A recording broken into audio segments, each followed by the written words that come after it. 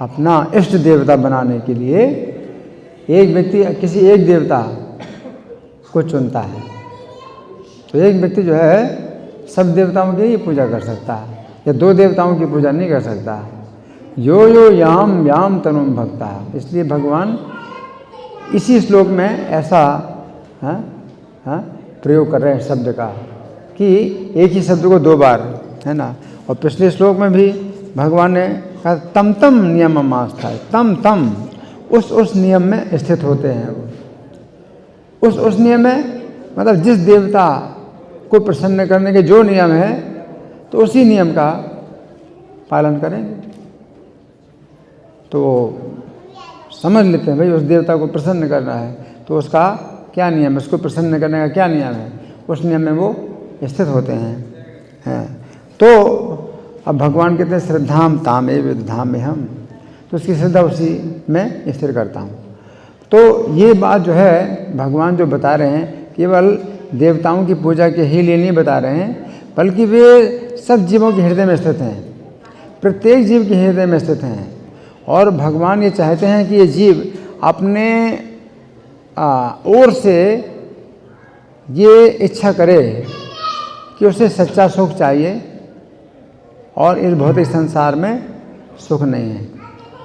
लेकिन जीव अगर संभावना करता है कि मुझे सुख मिलेगा और कृष्ण को भूल करके मैं सुखी हो सकता हूँ, तो कृष्ण उसके इस विचार में कोई बाधा नहीं डालते और कृष्ण उसके साथ में है, लेकिन तो भी वो अज्ञात मित्र के रूप में है। अज्ञात मित्र के रूप में है कि जीव नहीं समझ पाता है कि मेरे साथ कोई मित्र है। भगवान मित्र की तरह कार्य करते हैं, अज्ञात मित्र की तरह कार्य करते हैं। और जीव की जो इच्छा होती है, अब कृष्ण को भूल करके वो सुखी होना चाहता है और कृष्ण उसके साथ में है और कृष्ण कहते हैं ठीक है तुम मुझे भूल करके सुखी होना चाहते हो तो तुम प्रयास कर लो, अपना प्रयोग कर लो। तो जीव जितने भी प्रयोग करता है कृष्ण उसके प्रयोग में सहायता करते हैं। इसलिए जीव पाप करने की इच्छा करता है, ये पाप कर लूँ, वो पाप कर लूँ, ये कर लूँ, वो कर लूँ। उसी में ही जो है ये देवता की पूजा भी, ये देवता की पूजा भी पाप है। अगर गहराई से देखा जाए तो कृष्ण को छोड़ करके अन्य देवता की पूजा करना भी पाप है। क्यों पाप है कि जैसे कि किसी कंपनी का, है ना, बॉस है, सबसे बड़ा बॉस है ना, लेकिन कोई जो नीचे का जो मज़दूर है, नीचे वर्ग का जो मज़दूर है, वो ऊँचे वर्ग के मज़दूर को जो है अगर ऐसे खुश करता है, आदर करता है, तो बॉस के सामने वो क्या होता है, वो गलत होता है और ये अशिष्टता मानी जाती है। ये कोई शिष्टता नहीं है, शिष्टाचार नहीं है कि अपने से बड़े कोई मतलब बैठे हैं। मान लो भगवान हैं, यहाँ भगवान के सामने आप किसी एक दूसरे व्यक्ति की प्रशंसा कर रहे हैं, भगवान सामने हैं, तो बड़ों से बड़े भगवान सामने हैं, अपराध है, अशिष्टता है। लेकिन भगवान के अंदर इतनी उदारता है, इतना धैर्य है कि वे जीव की ऐसी इच्छाओं को भी पूरा करते हैं और जीव से वो आशा करते हैं कि ये सब प्रकार के प्रयोग कर ले और चाहे जितने जन्म लगें मैं इसके साथ में रहूँगा और सब प्रयोग करके ये देख ले कि मुझे किसी भी प्रयोग में सुख नहीं मिल रहा है, अब मुझे सच्चा सुख कहाँ मिलेगा। अब वो प्रश्न करे और तब जो है भगवान उसको किसी भक्त से मिलाते हैं, किसी साधु से मिलाते हैं, है ना। अब ये कात्यायनी का समय चल रहा है, अभी बंद कर दो, किताब बंद कर दो। अभी ये कात्यायनी का समय चल रहा है, कात्यायनी व्रत। तो जो व्रत की कन्याएं हैं ये कात्यायनी की पूजा करती हैं, कात्यायनी की पूजा करते हैं, है ना। तो अब इसमें आप क्या कहेंगे कि जो यहाँ पर भगवान कह रहे हैं कि श्रद्धा पूर्वक इच्छा करता है, तो ये निंदा की बात है। भगवान वास्तव में निंदा कर रहे हैं कि कोई व्यक्ति अगर दूसरे किसी को छोड़ करके दूसरे देवताओं की पूजा करने की इच्छा करता है श्रद्धापूर्वक, तो कृष्ण निंदा कर रहे हैं। और कृष्ण कह रहे हैं कि मैं मतलब उस निंदनीय कार्य में भी उसकी सहायता करता हूँ कि वो जो है अपना प्रयोग कर ले। लेकिन यहाँ पर जो व्रत की कन्याएं हैं कात्यायनी की पूजा कर रहे हैं और कृष्ण उनके प्रशंसा कर रहे हैं। अब ये बात समझने की है कि यहाँ पर मतलब क्या अंतर है कि जो ब्रज की कन्याएं हैं वो कात्यायनी की पूजा कर रही हैं और कृष्ण जो है उनकी पूजा की सब प्रकार से सराहना कर रहे हैं। इसका क्या कारण है? इसका कारण ये है कि यहाँ पर भगवान कहते यो जो याम याम तनुम भक्ता, जो जिस देवता का भक्त उसी देवता की श्रद्धापूर्वक पूजा करने की इच्छा करता है, यानी वो भक्त है किसका? उस देवता का भक्त है। लेकिन जो ब्रज की कन्याएं हैं वो कात्यायनी के भक्त नहीं हैं, वो कृष्ण की भक्त हैं। और कृष्ण जो है चूंकि उनके बीच में आप उनके जैसे ही हैं कि ये गोप कन्याएं हैं, कृष्ण एक गोप बालक हैं, अपने जैसे हैं, उनके ही जैसे हैं, तो कृष्ण की पूजा तो कर नहीं सकती ना। कृष्ण चाहते हैं कि वे उनकी पूजा करें और वो कृष्ण को ही चाहती हैं, वो कृष्ण की ही सेवा करना चाहती हैं, कृष्ण को ही पति बनाना चाहती हैं। तो यहाँ पर जो भक्ति की जो बात है वो यहाँ पर नहीं है। भक्त का मतलब होता है कि किसी देवता का भक्त है वो उसी देवता को सर्वोच्च मान रहा है, सर्वोच्च मान रहा है, सबसे ज़्यादा महत्वपूर्ण मान रहा है। तो जो ब्रज की कन्याएं हैं वो कृष्ण को हालांकि सर्वोच्च नहीं मानती, क्योंकि कृष्ण स्वयं सर्वोच्च के रूप में अपने को प्रस्तुत नहीं कर रहे हैं, लेकिन तो भी वो इस दृष्टि से अपना जो है सर्वोच्च मानती कि हमारे लिए यही सब कुछ, चाहे वो कृष्ण जो है हमारे जैसे हैं तो भी हमारे लिए वही सब कुछ है। वो कृष्ण को अपना पति बनाना चाहती हैं, कृष्ण की सेवा करना चाहती हैं, चाहे कृष्ण उनके ही जैसे हैं, लेकिन उनका जो प्रेम है वो कृष्ण के प्रति इतना है कि वो कृष्ण को ही चाहती हैं। और देवी से वो मांग रही हैं, क्यों? क्योंकि कृष्ण ने ही ऐसी स्थिति बनाई हुई है कि वे देवी की पूजा करें। तो देवी की पूजा कर रहे हैं, है ना, और विधि का विधानों का पूरा पालन कर रहे हैं, लेकिन उनके मन में क्या है? कृष्ण, कि कृष्ण को प्रसन्न करना है, कृष्ण की सेवा करना है ना। तो इसमें जो है बहुत बड़ा अंतर है। नवे ध्यान भी भगवान कहते हैं ये प्यन्य देवता भक्ता जनते श्रद्धान्विता। जो अन्य देवताओं के भक्त हैं वो श्रद्धापूर्वक उनकी पूजा करते हैं, है ना, और तत्व नातश्च चमंती भी गिरते हैं, वो गिर जाते हैं, है ना। तो भक्त नहीं है। जो ब्रज की कन्याएं हैं वो भक्त तो कृष्ण की ही हैं, लेकिन कृष्ण नहीं चाहते हैं कि वे कृष्ण की पूजा करें, क्योंकि ब्रज में कृष्ण जो है अपने को एक ब्रजवासी बालक के रूप में ही प्रस्तुत करते हैं कि कोई उनको ईश्वर ना माने।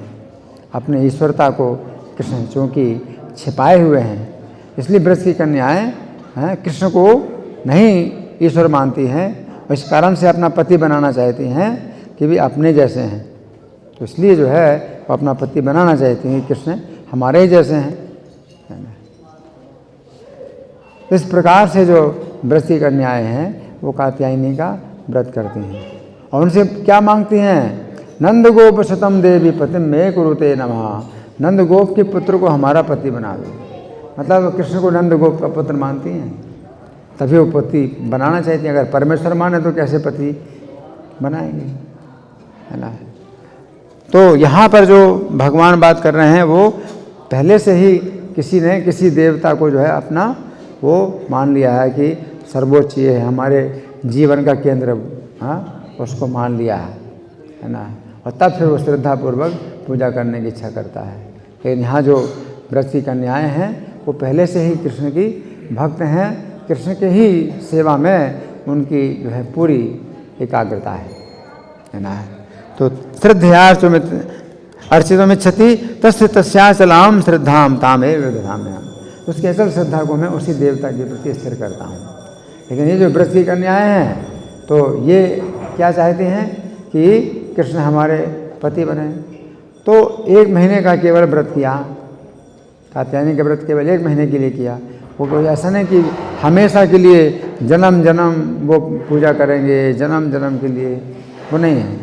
क्योंकि एक लक्ष्य था उनका कि हम उनका ये पूरा हो जाए और पूजा बंद कर देंगे, फिर उनको जो है पूजा से कोई मतलब नहीं, है ना।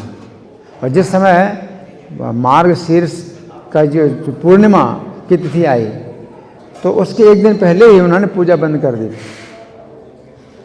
उसके एक दिन ही पहले पूजा बंद कर दी थी, क्योंकि उनका जो व्रत है वो पूरा हो गया था। अब आज तो वो स्नान करेंगी, तो वो अवभृत स्नान करेंगी, यानी पूजा के बाद में जो स्नान किया जाता है वो अपना एक अलग ही उत्सव होता है, एक अलग ही आनंद होता है। इसी जल में खेल रही हैं। आज पूजा पर कुछ नहीं करना है, पूजा उनकी बंद हो गई, उन्होंने पूजा पूरी कर ली और अब केवल यही सोच रहे हैं कि अब उनका जो है पूजा का फल मिलना है।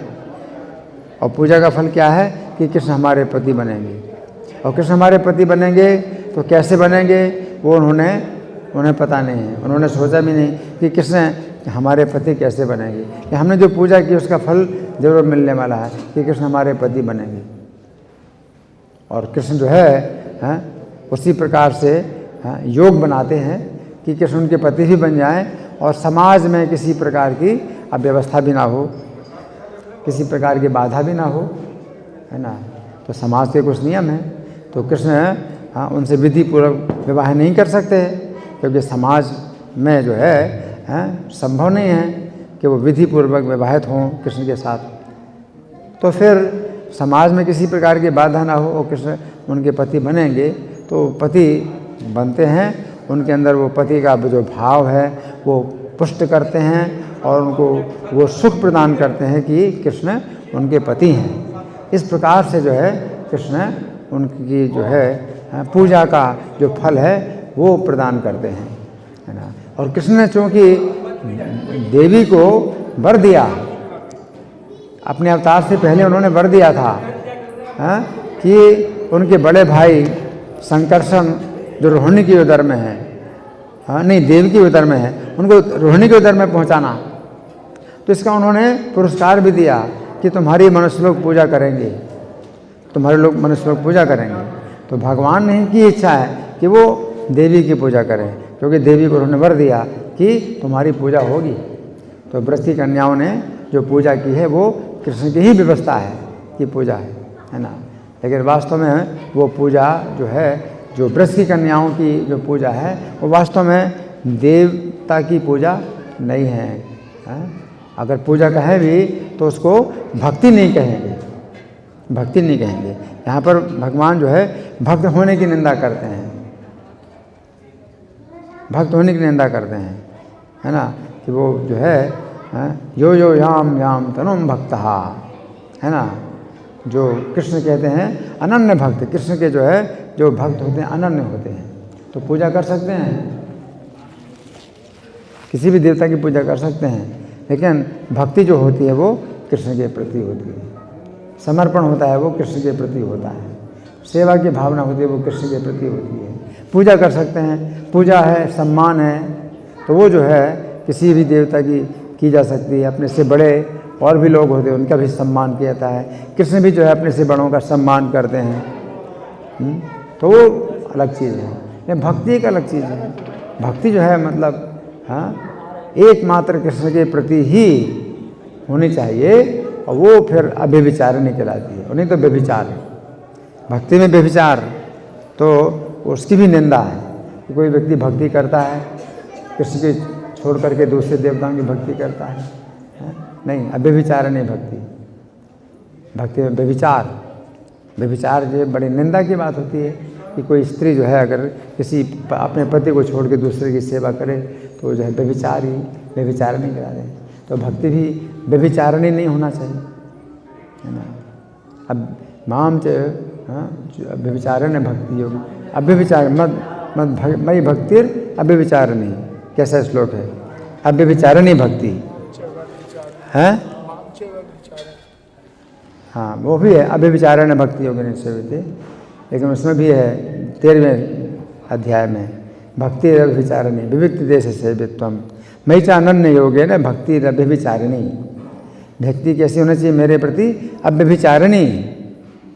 जैसी स्त्री है वो अपने पति के प्रति समर्पित है तो अव्यभिचारिणी है स्त्री होती है, उसी प्रकार से भक्ति अव्यभिचारिणी होना चाहिए, है ना। तो भक्ति में जो है फिर ये बात नहीं आती कि कृष्ण की भी भक्ति करो और देवताओं की भी भक्ति करो, इसकी भी उसकी है नहीं, किसी की भी भक्ति नहीं, अनन्य। तो प्रशंसा की बात है, अन्य की भक्ति नहीं करना। कोई कहे नहीं हम तो सबकी भक्ति करते हैं, है ना, तो निंदा की बात है कि सबकी भक्ति करते हैं। जैसे वेश्या कहती है मैं सबको पति बनाती हूँ, सभी मेरे पति हैं, तो क्या ये प्रशंसा की बात है, निंदा की बात? निंदा की बात है, सबको मैं पति मानती हूँ अपना, ये गलत है। तो इसी प्रकार से भगवान जो है, जहाँ तक भक्त की बात करते हैं या भक्ति की बात करते हैं, अनन्य भक्त, अनन्य भक्ति, अनन्य शब्द, अव्यभिचारिणी भक्ति, भक्ति में कोई व्यभिचार नहीं।